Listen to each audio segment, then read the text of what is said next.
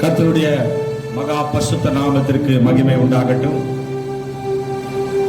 இந்த நாளில் கூட தேவனை ஆராதிக்கும்படியாய் வந்திருக்கிற உங்களோடு தேவனுடைய வார்த்தைகளை பகிர்ந்து கொள்ளவும், அவரை ஆராதிக்கவும் தேவன் கிருபை செய்தார். அவருக்கு நன்றி சொல்லி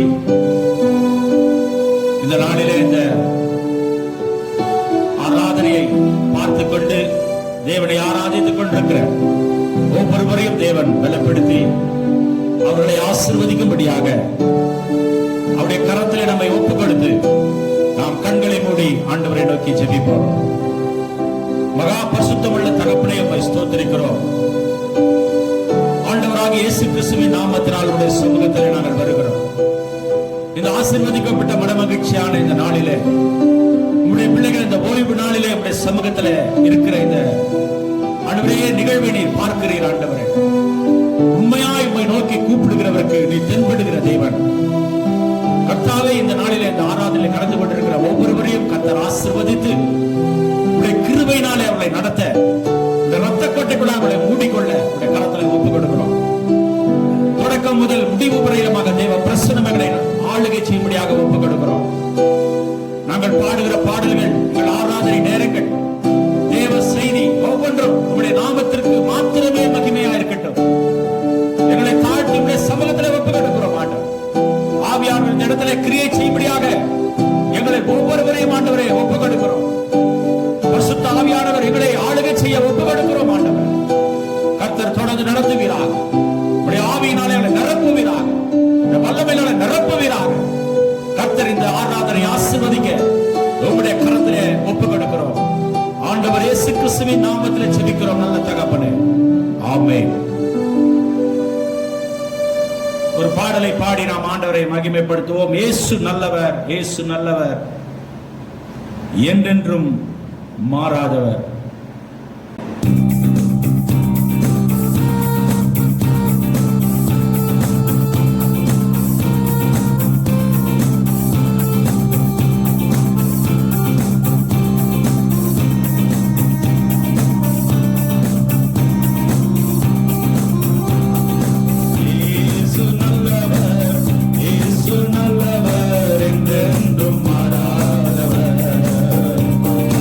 என்றென்றும்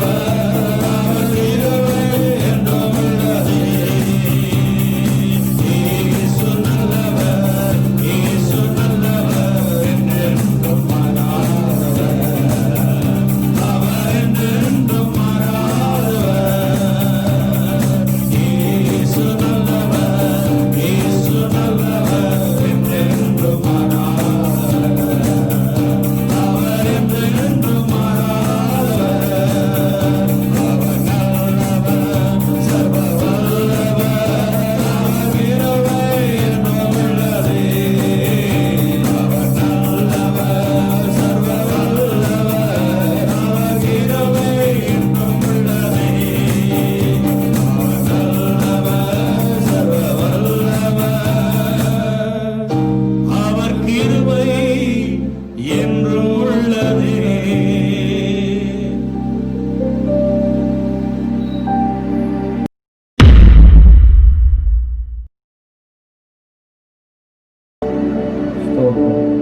அல்லேலூயா.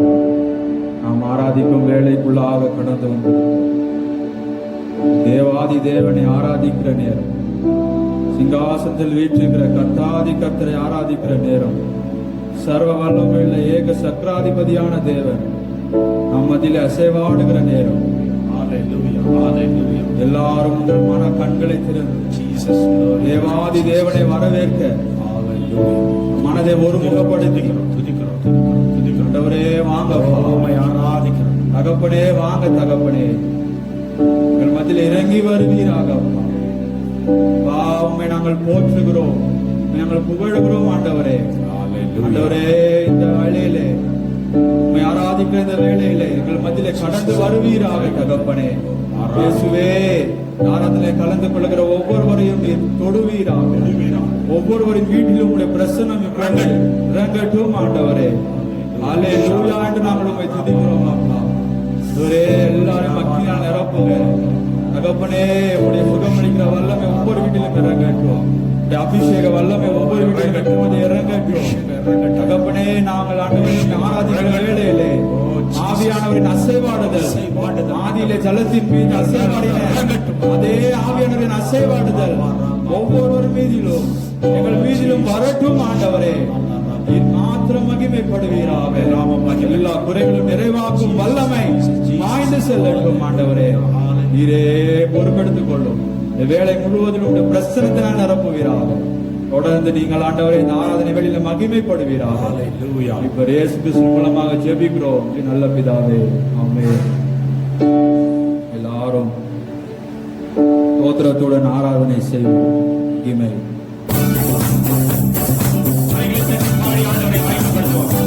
மகிமையான காரியங்களை செய்பவர் நம்மதில் இறங்கியிருக்கிறார். அவரை போற்றி பாட நேரம் இது. அவரை போற்றி பாடுவது அனைவரும் கரங்களை தட்டி கரங்களை உயர்த்தி ஆராதனை செய்வோம். போற்றி பாடுவே எங்கள் உயர்ந்த கண்மலையே, போற்றி பாடுவே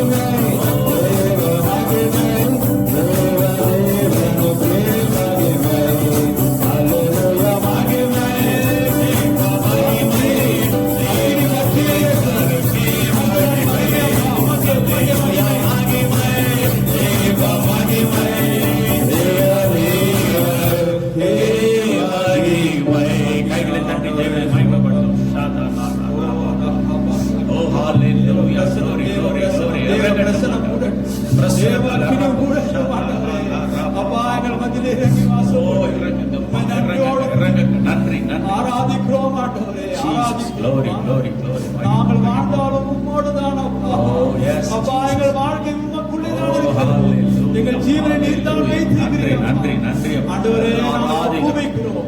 ஓ ஒப்புவித்து ஆராதிங்க ஆராதிங்க ஆராதிங்க ஹalleluya ஓ அக்கினியாளர் ஹalleluya glory glory glory hallelujah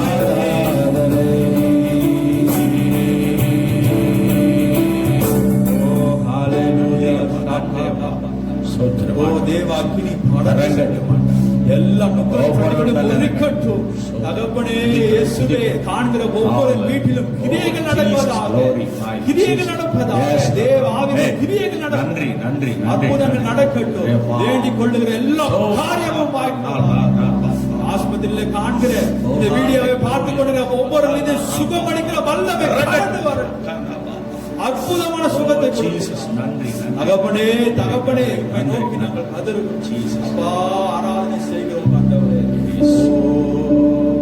நான் வாழ்ந்தாலும் இயேசுவுக்கா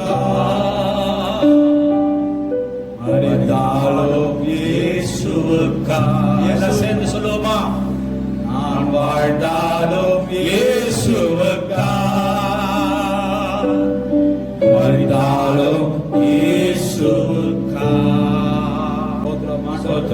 அப்பா, நீங்களே மத்தியிலே Jesus. அசைவாடும் தேவன். ஆண்டவரே, நாமத்தை எங்கே பிரஸ்தாபப்படுத்தினாலும் அங்கே நான் இருப்பேன் என்று சொன்னவரே, என் நாமத்தை எங்கே பிரஸ்தாபப்படுத்தினாலும் அங்கே நான் வந்து உங்களை ஆசீர்வதிப்பேன் என்று சொன்ன தெய்வமே, எங்கள் மத்தியிலே நீங்க அசைவாடினதுக்காக நன்றி அப்பா. அப்பா. எல்லா துதிகன மகிமை உமக்கு தான் ஆண்டவரே. எங்கள் மத்தியிலே நீங்க அசைவாடின கிருபைக்காக நன்றியோடு துதிக்கிறோம் ஆண்டவரே. ஆராதனை வேலை முழுவதும் பிரசத்தினால மூடினதற்காக நன்றி அப்பா. அப்பனே ஆண்டவரே, வேண்டிக் கொள்கிற ஒவ்வொரு காரியத்தையும் காண்கிற ஒவ்வொருவருக்கும் நீர் நடத்த போவதற்காக ஸ்தோத்திரம். அப்பனே, ஒவ்வொரு அபிஷேகம் நிரப்பினதற்காக ஸ்தோத்திரம். தொடர்ந்து வழி நடத்துங்க, காத்துக் கொள்ளுங்க. ஆராதனை இயேசு கிறிஸ்துவின் மூலமாக மிகுந்த தாழ்வுடன் நேரெடுக்கிறோம். ஏற்றுக்கொள்ளுங்க ஜீவன் நல்ல பிதாவே. ஆமென், ஆமென். ஹalleluya.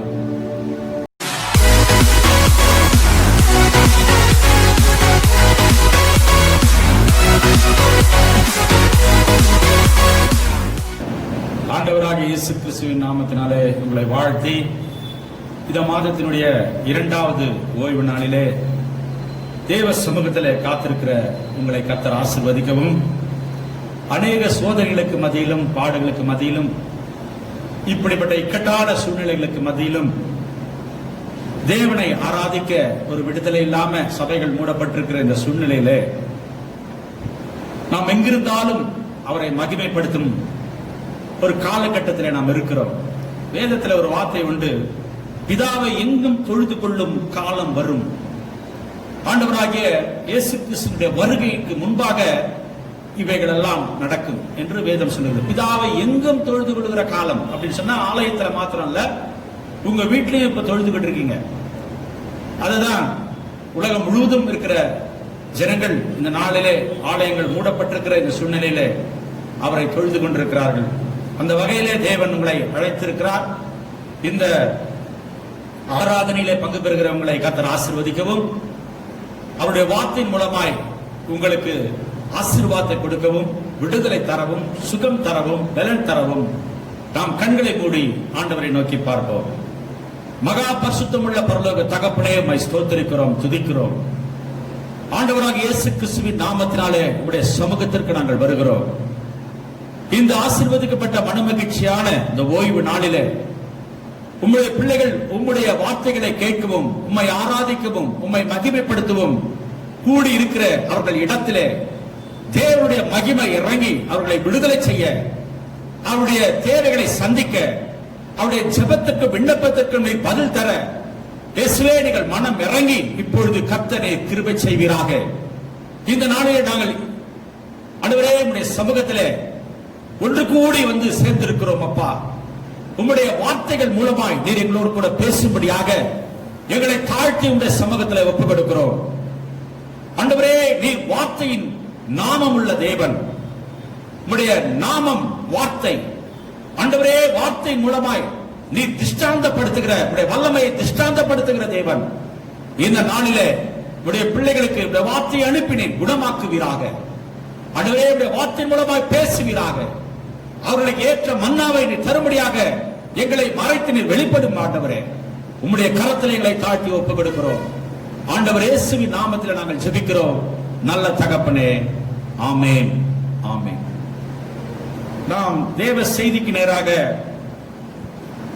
நம்முடைய வேதத்தை திருப்பிக் கொள்வோம். வேத புஸ்தகத்திலே சங்கீதம் 34வது அதிகாரம்,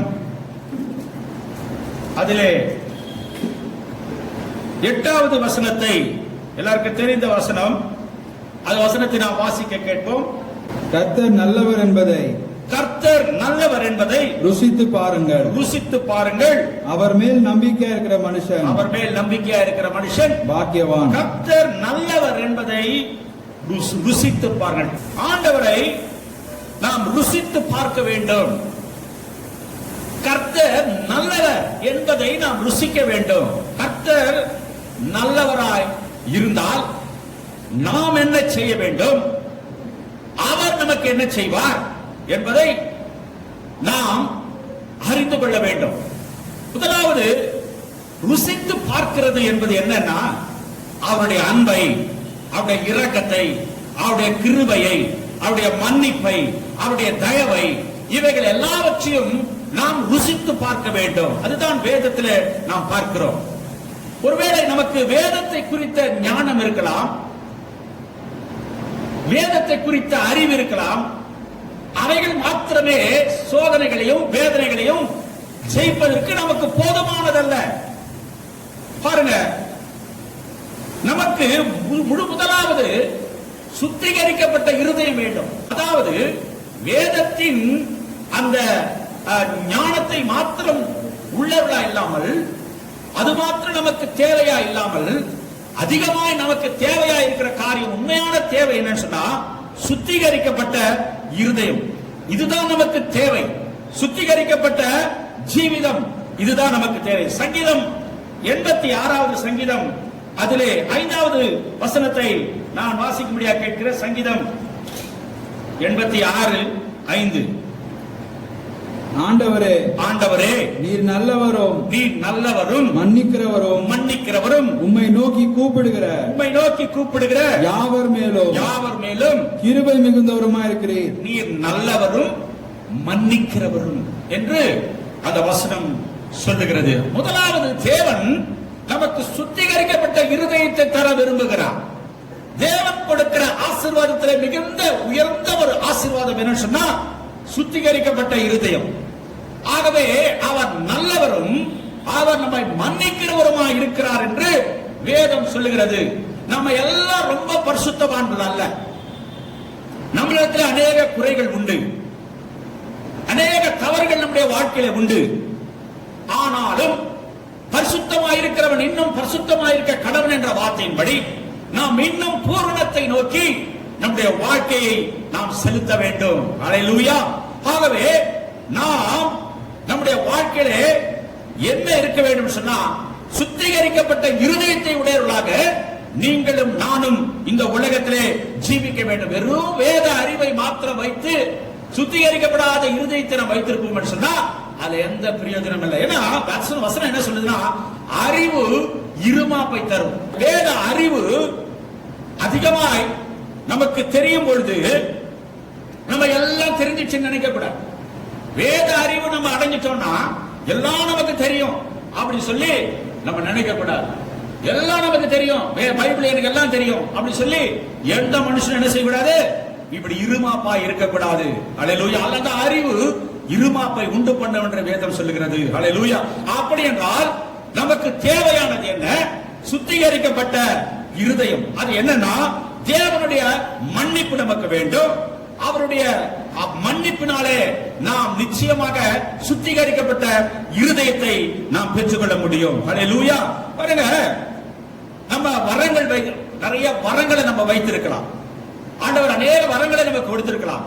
பிசாசுகளை விரட்டுகிற வரம், அந்நிய பாஷைகளை பேசுகிற வரம், சுகம் அளிக்கிற வரம், தீர்க்க தரிசன வரம், இவைகள் எல்லாம் நமக்கு இருக்கலாம். ஆனா அதனால நம்ம தேவனுக்கு பிரியமானவர்கள் என்று சொல்லிட முடியாது. இந்த வரவெல்லாம் இருக்கு, அதனால நம்ம தேவனுக்கு பிரியமானவர்கள் என்று நாம் சொல்ல முடியாது. இந்த வரங்கள் முக்கியம் இல்ல, நம்முடைய ஜீவிதம் தான் முக்கியம். நம்ம வாழ்கிற வாழ்க்கை தான் முக்கியம். சுத்திகரிக்கப்பட்ட இருதயம் தான் முக்கியம். அதனாலதான் ஆண்டவர் சொல்றாரு, இவங்க எல்லாம் பார்த்து என்ன சொல்றாருன்னா, உங்களை நான் அறியேன், உம் நாமத்தினால பிசாசுகளை துரத்தணும், அந்நிய பாஷை நவமான பாஷைகளை பேசணும், இப்படி ஆண்டவர்கிட்ட அநேக காரியங்களை சொல்றாங்க. அப்படி சொல்லும் பொழுது ஆண்டவர் சொல்றாரு, உங்களை நான் அறியேன் என்று சொல்லிட்டு அவங்களுக்கு ஒரு பட்ட பேரை கொடுக்கிறாரு, ஒரு பேரை கொடுத்துறாரு. என்னன்னா அக்கிரம செயல்காரர்களே.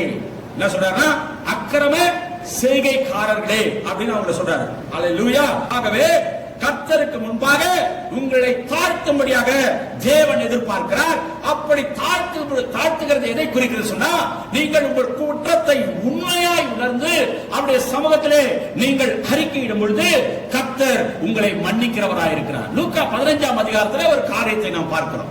ஒரு தகப்பனுக்கு 2 பிள்ளைகள் இருக்கிறாங்க. அதில் இளைய குமாரன் தன் தந்தையை மிகவும் அவருடைய மனதை நோகச் செய்து அவருடைய ஆஸ்திகள் எல்லாம் அவனுடைய பங்கை எல்லாம் பிரித்து எடுத்துக்கொண்டு போய் அவன் இயேசுவிடத்தில் அவர்களை அழித்து போட்டு பின்பு அங்கே எல்லாரோடு இருந்த நண்பர்களாம் அவனை விட்டு விட்டு ஓடி அவன் கடைசியில பன்றிக்கு தின்னுகிற அந்த தவிட்டை தின்னுகிற அளவுக்கு, அந்த சாப்பாட்டை சாப்பிடுற அளவுக்கு அவன் நிலைமை கீழ்த்தரமாகி அவன் புத்தி தெளிந்து எழுந்து என் தகப்பனிடத்துக்கு போவேன் என்று சொல்லி தன் தகப்பனிடத்திலே வந்து அவன் என்ன சொல்றான்? புத்தி தெளிந்து, என் தகப்பனே, உமக்கு விரோதமாகவும் பரலோகத்துக்கு விரோதமாகவும் நான் பாவம் செய்தேன், உங்களுடைய பிள்ளை என்று சொல்லப்படுவதற்கு நான் பாத்திரன் அல்ல. இது அவன் அப்பா முன்னால சொல்லலாம.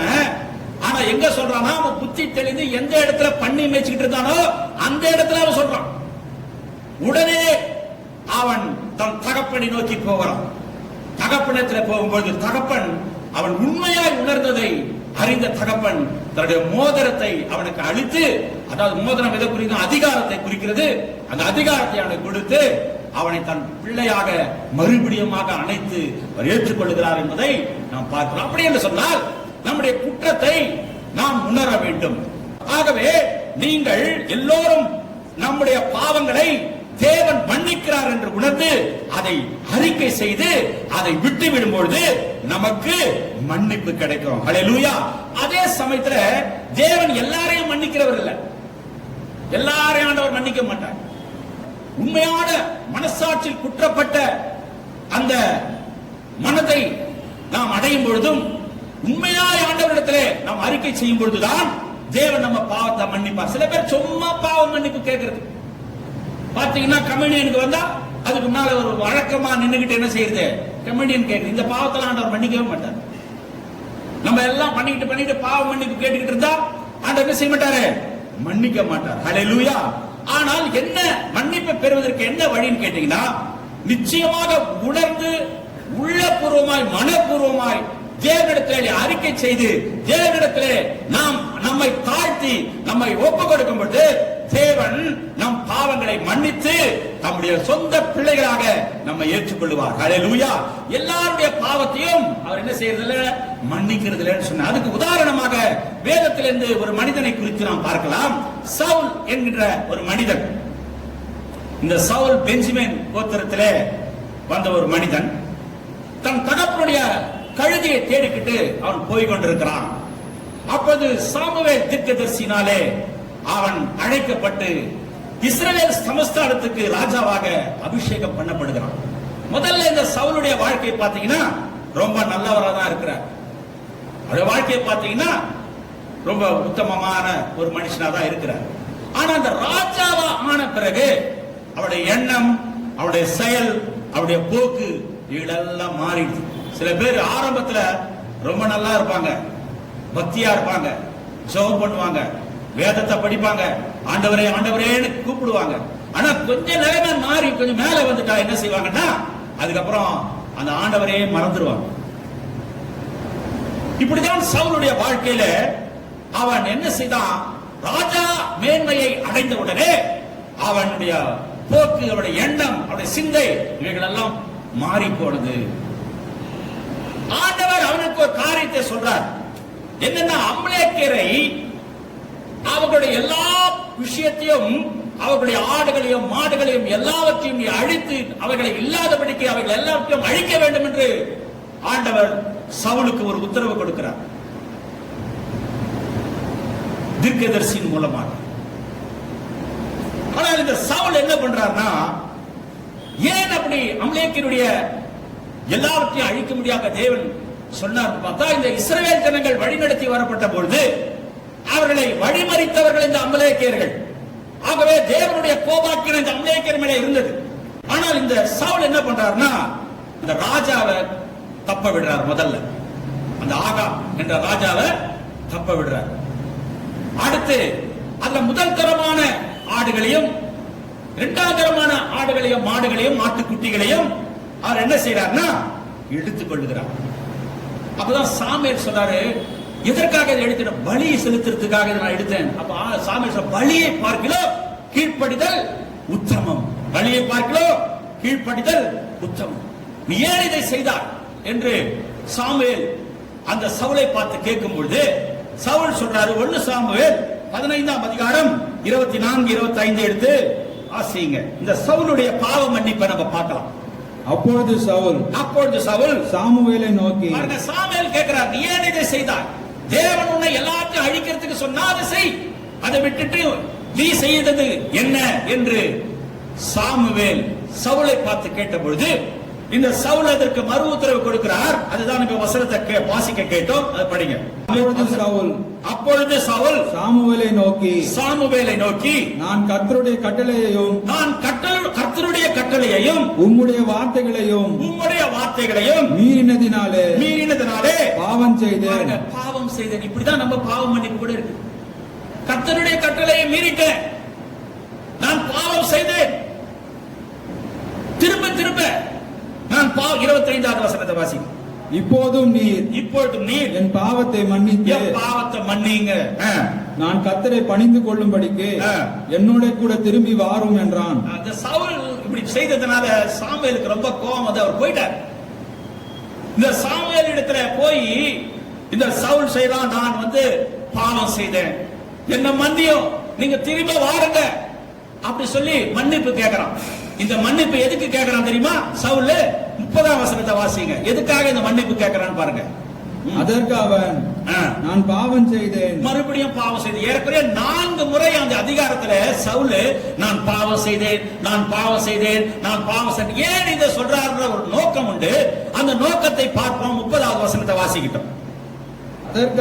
அதற்கு அவன் நான் பாவம் செய்தேன், இப்பொழுது என் ஜனத்தின் மூப்பருக்கு முன்பாகவும், பாருங்க அவருக்கு என்னன்னா, இப்பொழுது என் ஜனத்தின் மூப்பருக்கு முன்பாகவும், இஸ்ரவேலுக்கு முன்பாகவும் நீர் என்னை கனம் பண்ணி நான் உம்முடைய தேவனாகிய கர்த்தரை பணிந்து கொள்ளும்படிக்கு என்னோட கூட திரும்பி வாரும் என்றான். எதுக்கு இவர் மன்னிப்பு கேட்கிறார் தெரியுங்களா? தான் பண்ண பாவத்துக்கு மன்னிப்பு கேட்கல. அந்த ஜனங்க முன்னால தீர்க்கதரிசியின் மூலமாக இவர் கனம் பெற வேண்டும். இதுக்குதான் மன்னிப்பு. ஹல்லேலூயா. உண்மையான மனஸ்தாபம் இல்லை. பாருங்க, இப்படிப்பட்ட மன்னிப்பு தேவனுடைய சமூகத்திலே எடுபடாது. ஹல்லேலூயா. ஆகவே பிரியமான தேவனுடைய பிள்ளைகளே, இன்றைக்கு நம்ம அநேகர் எல்லாமே பண்ணிட்டு போயிட்டு என்ன செய்யறோம்? ஆண்டவர்கிட்ட மன்னிப்பு கேட்கிறோம். பாருங்க, இந்த சவுலுடைய பாவம் மன்னிக்கவே படல. கடைசி வரைக்கும் மன்னிக்கவே படல. அவன் பாவம் போக போக இன்னும் பாவம் செய்துகிட்டே போனான தவிர, ஏனென்றால் உண்மையான மன திரும்புதலும் உண்மையான ஒப்பு கொடுத்தலும் அவன்கிட்ட இல்லாதபடினாலே அவன் சும்மா வாய்க்காக அவன் மன்னிப்பு கேட்கிறான். அந்த மன்னிப்பு கூட எதுக்குன்னா, அந்த இஸ்ரவேல் ஜனங்களுக்கு முன்பாக அவன் கனம் பெறணும். ஏன்னா அந்த ஜனங்க அவனை தவறா நினைக்க கூடாது. அதுக்காக நான் பாவம் செய்தேன், என்னை மன்னியும், நீ திரும்பி வாரும், அப்பொழுது என் ஜனங்களுக்கு முன்பாக நான் கனம் பெறுவேன். நோக்கம் பார்த்தீங்களா? அப்ப இப்படிப்பட்ட மன்னிப்பை தேவன் என்ன செய்யறதுல அங்கீகரிக்கிறது. இரண்டாவது, யூதாஸ் காரியத்தை குறித்து பைபிள்ல பார்க்கிறோம். அவனும் ஆண்டவராக இயேசு கிறிஸ்துவை 30 வெள்ளிக்காசுக்கு காட்டி கொடுத்தான். காட்டி கொடுத்த உடனே அந்த ராத்திரியிலே அவனும் மன வேதனை அடைகிறான். அவரோட உறங்கினான், அவரோட நடந்தான், ஒரு அப்போஸ்தல ஊழியத்தை செய்தான், சாப்பிட்டான், அவருடைய அதிசயங்கள் அற்புதங்கள் எல்லாம் கண்ணால கண்டான். எல்லாவற்றையும் பார்த்த இந்த யூதாஸ் காட்டி கொடுக்கப்பட்ட அந்த ராத்திரியிலே அவன் பெற்றுக்கொண்ட அந்த 30 வெள்ளிக்காசை எடுத்து கொண்டு போய் பிரதான ஆசாரியத்துல மீண்டும் அதை கொடுக்க போறான். அவன் சொல்ற பாவ மன்னிப்பை பாருங்க, அவன் அறிக்கையை பாருங்க. மத்தேயு 27ஆம் அதிகாரம் அதுல 3ல இருந்து 5 வரைக்கும் நீங்கள் வாசிப்பது சொன்னா, அப்பொழுது அவரை காட்டி கொடுத்த யூதாஸ் அவர் மரண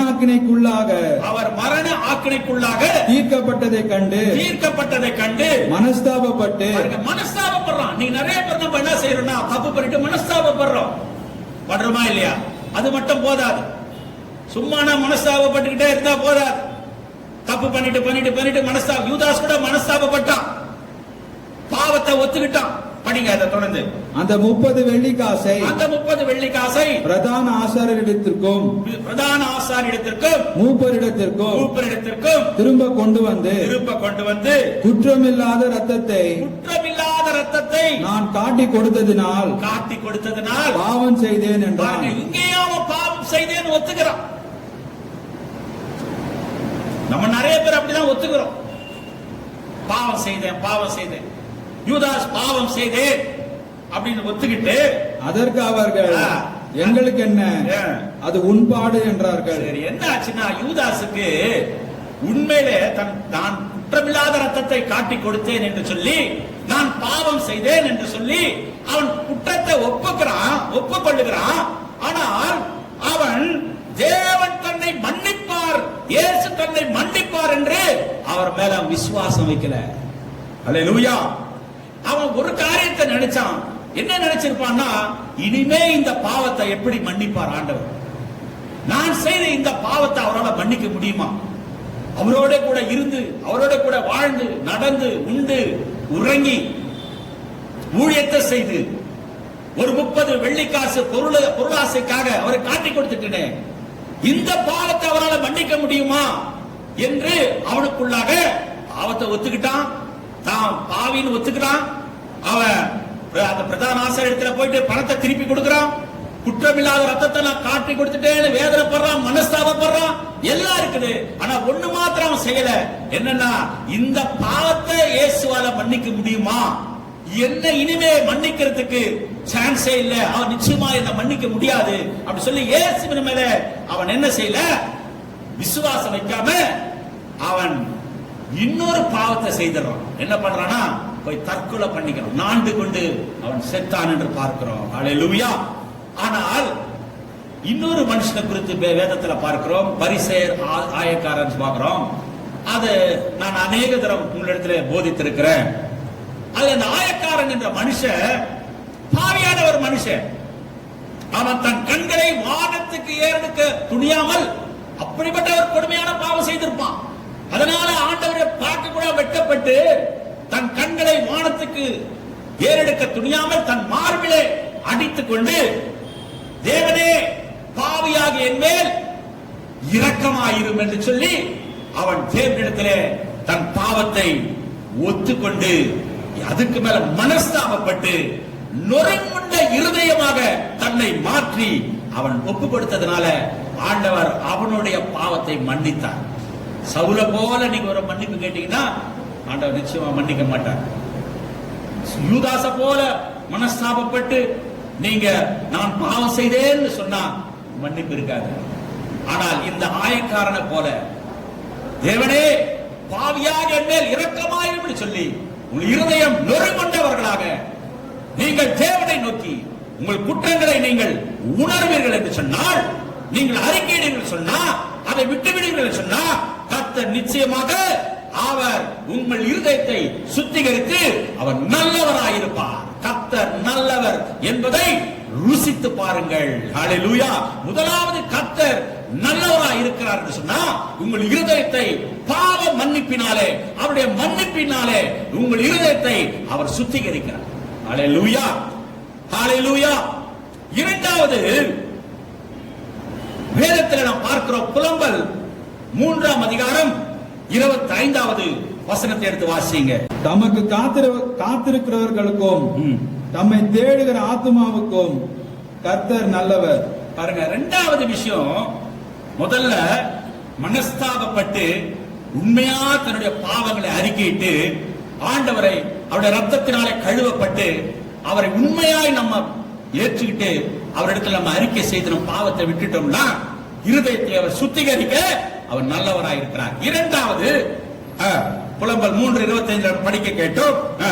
தமக்கு காத்திருக்கிறவர்களுக்கும் தம்மை தேடுகிற ஆத்துமாவுக்கும் கர்த்தர் நல்லவர். தமக்கு காத்திருக்கிறவர்களுக்கும் தம்மை தேடுகிற ஆத்துமாக்களுக்கும் கர்த்தர் நல்லவராய் இருக்கிறார். அல்லேலூயா. இரண்டாவது, அவருக்காய் காத்திருக்க வேண்டும், அவரை தேட வேண்டும். தேவன் இதைதான் நம்மிடத்துல விரும்புகிறார். அல்லேலூயா.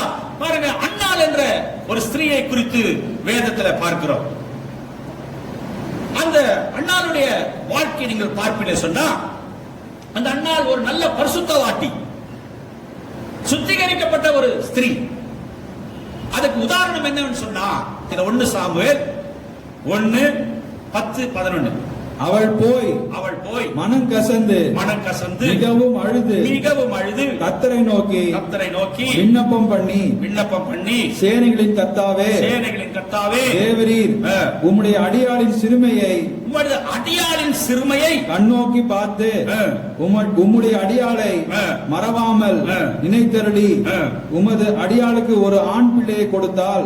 பாருங்க, இங்க இந்த மகள் சொல்றது, இந்த அண்ணா சொல்றது 3 முறை அடியாள் அடியாள் அடியாள் என்றார். முதல்ல இவங்களுடைய பரிசுத்தத்தை நம்ம பார்த்தோம் சொன்னா, அவங்க தேவ சமூகத்திலே தன்னை உடைத்து அவர்கள் ஊற்றுகிறதை பார்க்கிறோம்.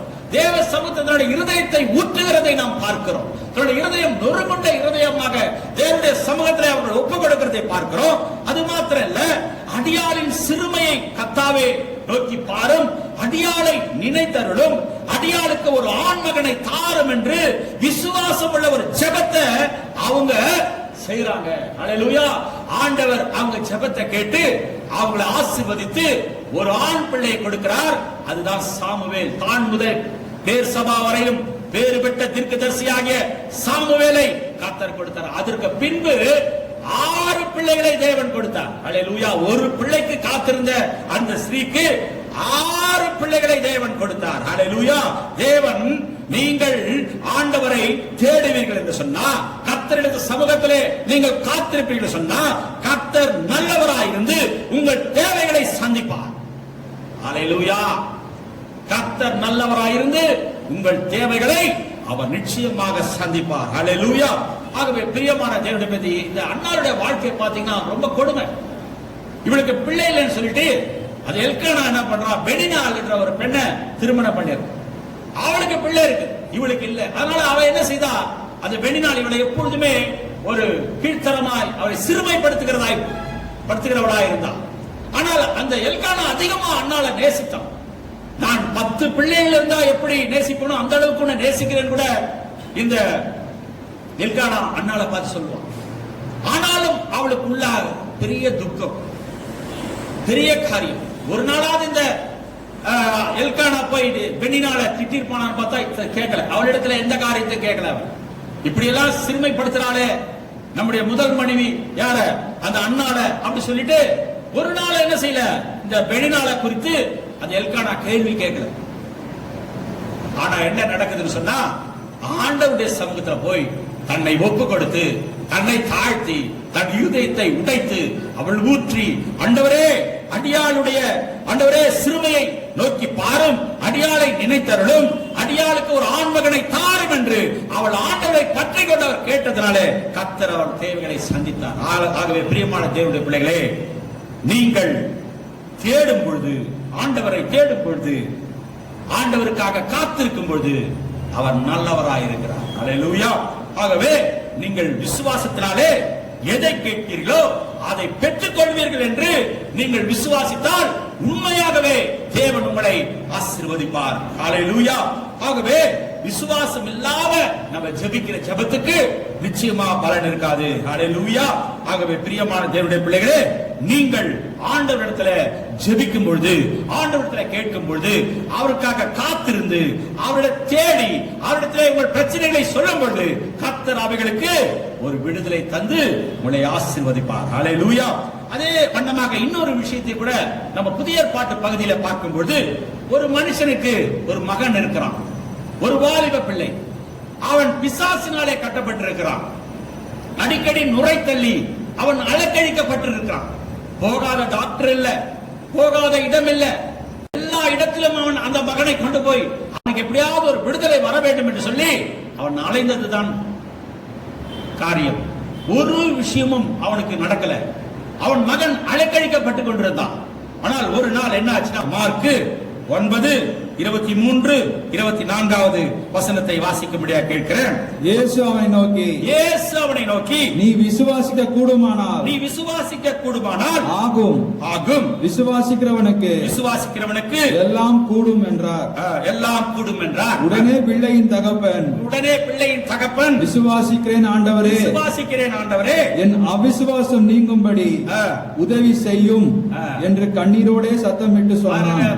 அவிசுவாசம் நீங்கும்படி எனக்கு உதவி செய்யும் என்று சொல்லி அவன் கண்ணீரோடு என்ன செய்யறான்? சத்தமிட்டு சொல்றான்.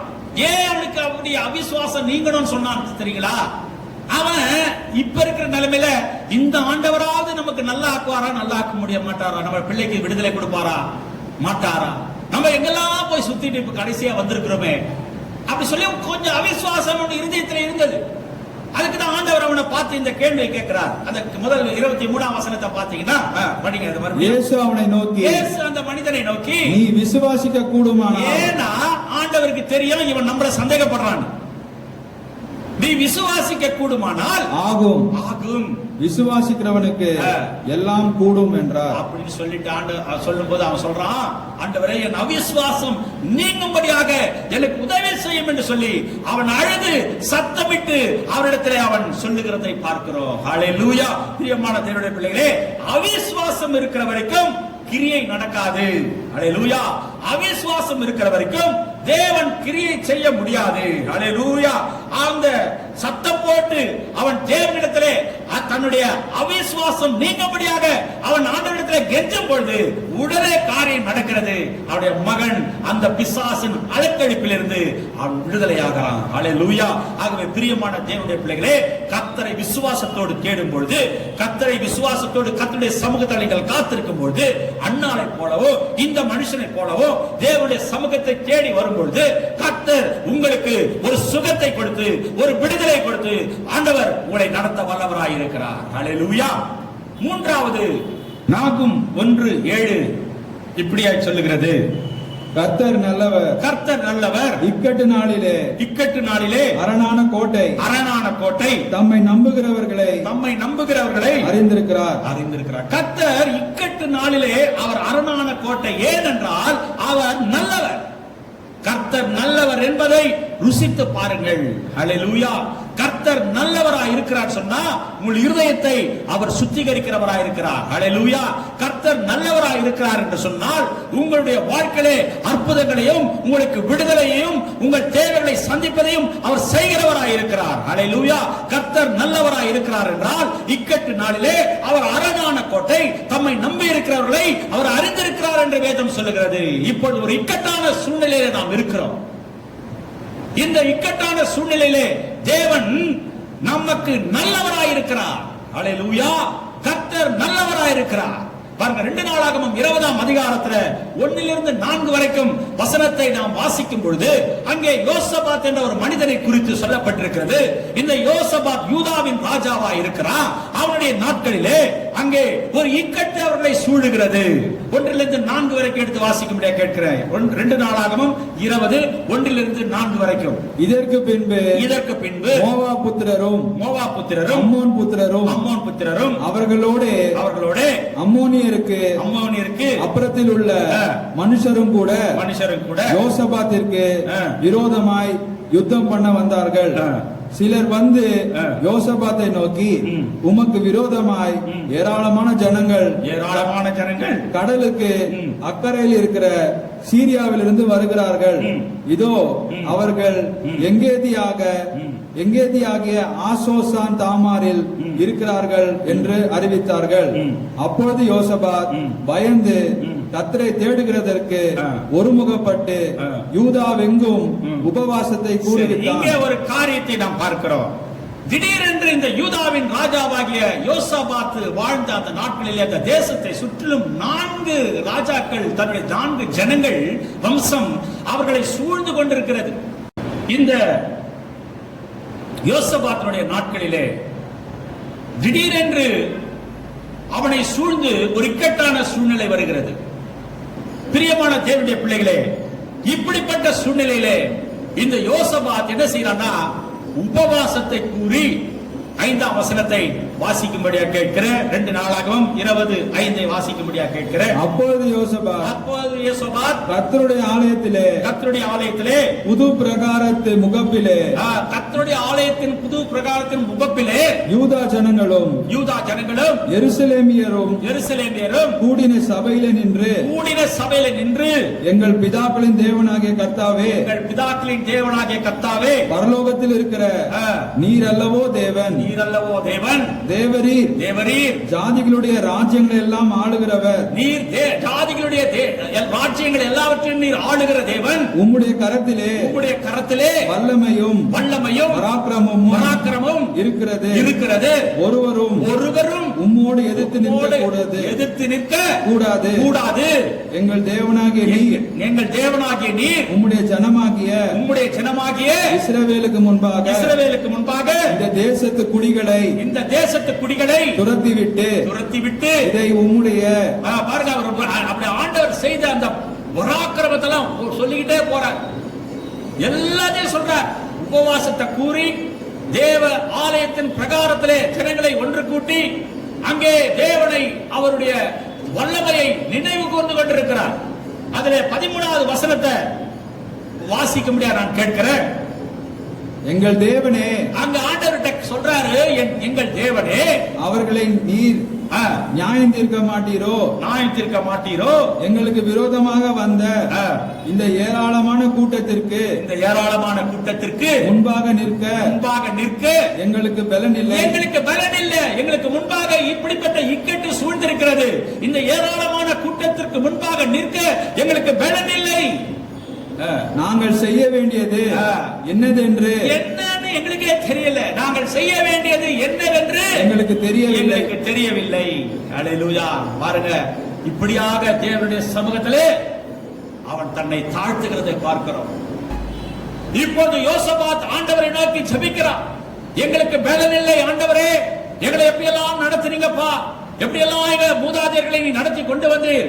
இப்பொழுது எங்களுக்கு இந்த ஏராளமான ஜனங்களுக்கு முன்பாக நாங்கள் இருக்கிறோம், என்ன செய்வதென்று எங்களுக்கு தெரியல, எங்களுக்கு பலன் இல்லை என்று சொல்லி தேவனுடைய சமூகத்திலே ஆண்டவரிடத்திலே தன்னை ஒப்பு கொடுக்கிறான். அப்ப ஆண்டவர் என்ன தெரியுமா செய்தாரு? அவன் அது மாத்திரம் இல்ல, தேவனுடைய சமூகத்திலே ஆலயத்திலே ஜனங்களை கூட்டி உபவாசத்தை கூறி அவருடைய சிறு பிள்ளைகள் இருந்து எல்லா மக்களும் அங்கே உபவாசிக்கிறாங்க. தேவ சமூகத்திலே அவர்கள் உபவாசித்து அவங்க ஒரு ஆராதனை நடத்துறாங்க. அங்க பெரிய ஒரு என்ன நடக்குதுன்னா, அங்க ஒரு பெரிய ஆராதனை வேலை அங்க ஏறெடுக்கப்படுகிறது. அவர்கள் எல்லாம் ஒரு ராஜாக்கு பிரச்சனை வந்தா என்ன செய்வான்? சுத்தி எதிரி வந்தா, இப்ப சைனால 20 பேரை நம்ம நாட்டுல கொண்டுட்டான். உடனே நாங்க என்ன செய்தாங்க, நம்ம கவர்மெண்ட் இங்க இருக்கிற மிலிட்டரி எல்லாம் எடுத்துட்டு போய் அங்க எடுத்துட்டு போய் போட்டாங்க. அங்க ராணுவ தடவாளங்கள் எல்லாம் அமைச்சாங்க, மறுபடியும் பேச்சுவார்த்தை பண்ணாங்க. இதை அட்லீஸ்ட் செய்வாங்க. ஆனா இவன் என்ன பண்றான்னா, இந்த ராஜா எந்த அவனுடைய ராஜாங்கத்தையோ அவனுடைய ராணுவத்தையோ அவனுடைய படைகளுடைய பலத்தையோ அவனுடைய ஆயுத பலத்தையோ எதையும் நம்பல.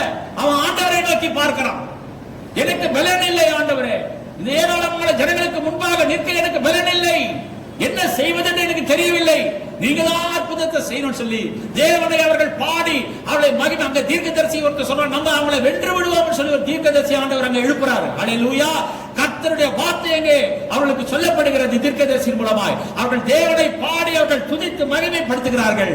அப்பொழுது என்ன நடக்குதுன்னு சொன்னா, அவர்கள் பாடி துதித்துக் கொண்டிருக்கும் போது தொடங்கின போது யூதாவுக்கு விரோதமாய் வந்து பதிவிருந்த அம்மோன் புத்திரரையும் மோவாபியரையும் சேயீர் மலை தேசத்தாரையும் ஒருவருக்கு விரோதமாக ஆண்டவர் என்ன பண்ணார்னா, இந்த பாட்டு பாடி எதுக்கு ஆராதனை வைக்கிறது? சபையில ஆராதிக்கும் போது உங்களுக்கு இக்கட்டு வரும்பொழுது அவர் நல்லவராயிருந்து அந்த இக்கட்டில் இருந்து உங்களை விடுவிப்பார். அல்லேலூயா. அதுதான் நடந்தது. அவர்கள் பாடி தேவனை மகிமைப்படுத்துகிறார்கள். அவர்கள் பலத்தை நம்பல, அவங்க பராக்கிரமத்தை நம்பல, அவங்க ராணுவத்தை நம்பல, அவங்க மந்திரிகளை நம்பல, அவங்க எந்த ஆலோசனைக்காரன் நம்பல. அவர்கள் தேவனுடைய சமூகத்தில் தங்களை தாழ்த்தி அவரை உபவாசித்து அவருடைய சமூகத்தில் உபவாசித்து தேவனை அவர்கள் மகிமைப்படுத்தி அவர்கள் பாடுகிறார்கள்.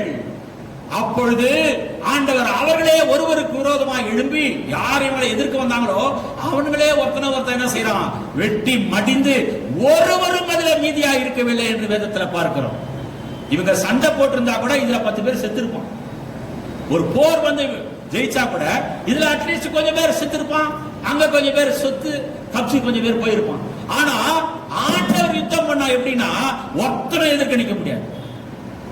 இதுதான் தேவன் யுத்தம் பண்ணுவதற்கோ மனுஷன் யுத்தம் பண்றதுக்கோ. அதான் யுத்தம் கர்த்தருடையது. அல்லேலூயா.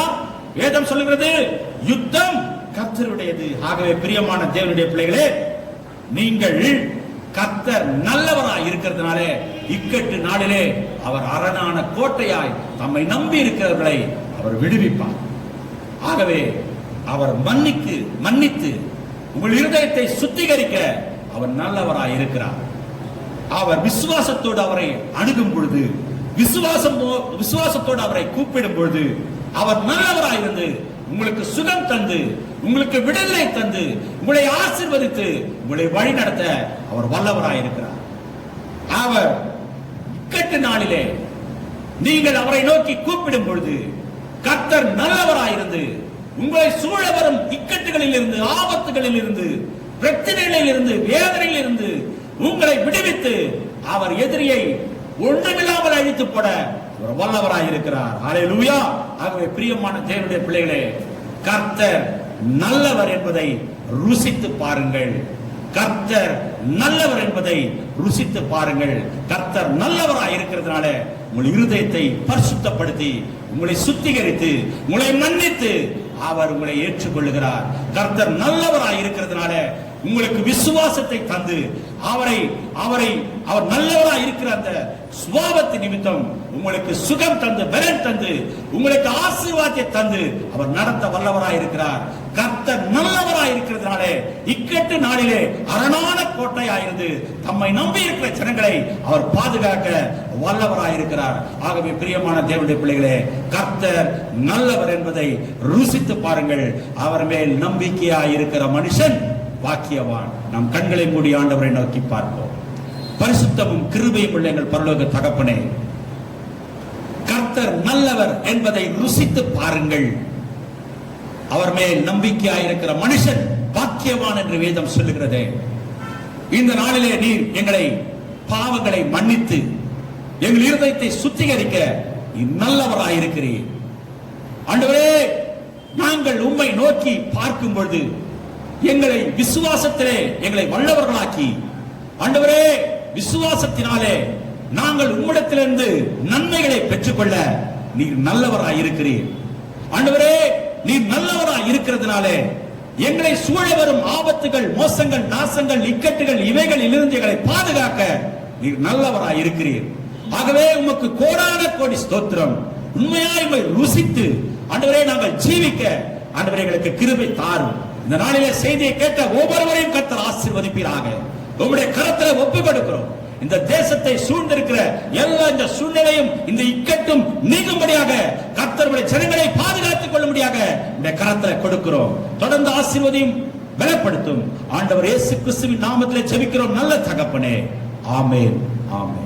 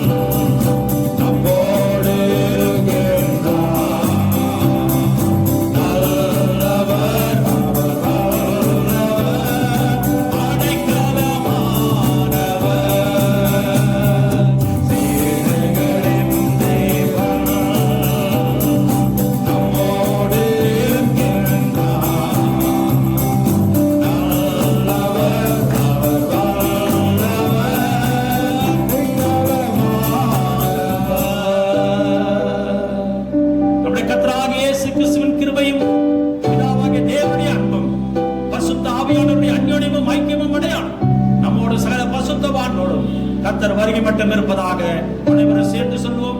என் ஆத்துமாவே கர்த்தரை ஸ்தோத்திரி, என் முழு உளமோடு பரிசுத்த நாமத்தை ஸ்தோத்திரி. என் ஆத்துமாவே கர்த்தரை ஸ்தோத்திரி, கர்த்தர் செய்த சகல உபகாரங்களை மறவாதே. ஆமென். ஆமென்.